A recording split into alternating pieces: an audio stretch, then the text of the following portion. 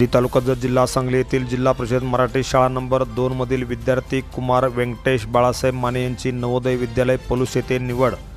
उमदी तालुका जत जिल्हा सांगली येथील जिल्हा परिषद मराठी शाळा नंबर 2 मधील विद्यार्थी कुमार व्यंकटेश बाळासाहेब माने यांची नवोदय विद्यालय पलूस येथे निवड झाली।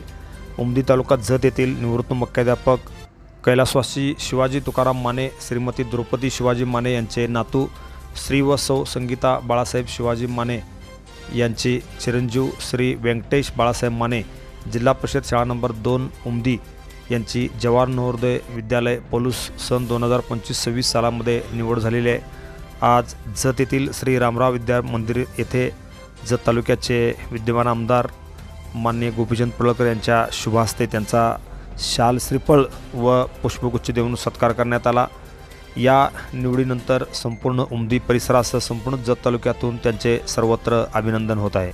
Press the bell icon on the YouTube and never miss another update.